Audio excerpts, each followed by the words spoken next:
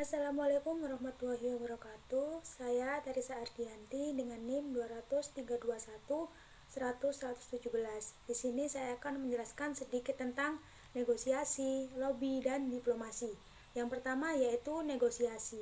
Negosiasi adalah komunikasi timbal balik yang dirancang untuk mencapai tujuan bersama.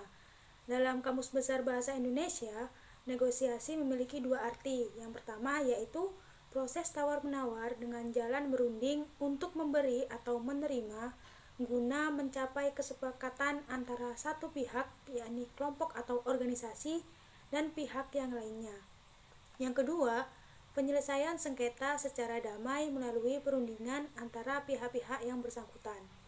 Dalam komunikasi bisnis, negosiasi adalah suatu proses di mana dua belah pihak atau lebih mempunyai kepentingan yang sama atau bertentangan, bertemu dan berbicara untuk mencapai suatu kesepakatan. Negosiasi adalah pertemuan antara dua belah pihak dengan tujuan mencapai kesepakatan atas pokok-pokok masalah seperti yang pertama, penting dalam pandangan kedua belah pihak, yang kedua, dapat menimbulkan konflik di antara kedua belah pihak, dan yang ketiga yakni membutuhkan kerjasama kedua belah pihak untuk tercapainya. Selanjutnya yakni lobby.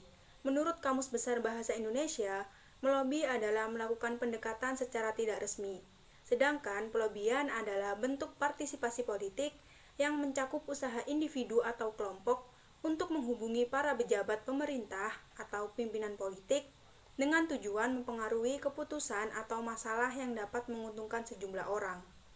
Lobby adalah suatu upaya pendekatan yang dilakukan oleh satu pihak yang memiliki kepentingan tertentu untuk memperoleh dukungan dari pihak lain yang dianggap memiliki pengaruh atau wewenang dalam upaya pencapaian tujuan yang ingin dicapai. Definisi lain mengenai lobby adalah suatu kegiatan dari orang-orang yang berusaha untuk mempengaruhi orang lain untuk suatu tujuan tertentu, baik itu sebuah lembaga pemerintahan maupun suatu organisasi tertentu. Selanjutnya yakni diplomasi. Diplomasi biasanya didefinisikan sebagai praktek pelaksanaan politik luar negeri suatu negara dengan cara negosiasi dengan negara lain. Tetapi, diplomasi kadang-kadang dihubungkan dengan perang. Diplomasi merupakan suatu cara komunikasi yang dilakukan antara berbagai pihak termasuk negosiasi antara wakil-wakil yang sudah diakui. Dengan demikian, diplomasi juga merupakan cara-cara yang dilakukan oleh pemerintah suatu negara untuk mencapai tujuannya dan memperoleh dukungan mengenai prinsip-prinsip yang akan diambilnya. Menurut Broylen, diplomasi merupakan setiap cara yang diambil untuk mengadakan dan membina hubungan dan berkomunikasi satu sama lain atau melaksanakan transaksi politik maupun hukum yang dalam setiap hal dilakukan melalui wakil-wakilnya yang mendapat otorisasi. Secara singkatnya, negosiasi merupakan kegiatan tawar-menawar yang dilakukan oleh dua belah pihak agar kepentingan masing-masing dapat terpenuhi dengan baik dan tercapainya kesepakatan bersama. Sedangkan lobby merupakan usaha untuk mempengaruhi keputusan yang dibuat oleh pegawai pemerintahan. Kebanyakan adalah legislator atau anggota dari bagian pembuat peraturan. Dan yang terakhir yakni diplomasi merupakan sarana bagi suatu negara untuk menempatkan kepentingannya saat berinteraksi dengan negara-negara lain yang mempunyai kepentingan yang berbeda. Negosiasi, lobby, dan diploma ini saling berkaitan satu sama lain, sebab ketiganya ini merupakan bagian dari konsep komunikasi, dan ketiganya pun memiliki tujuan yang hampir sama.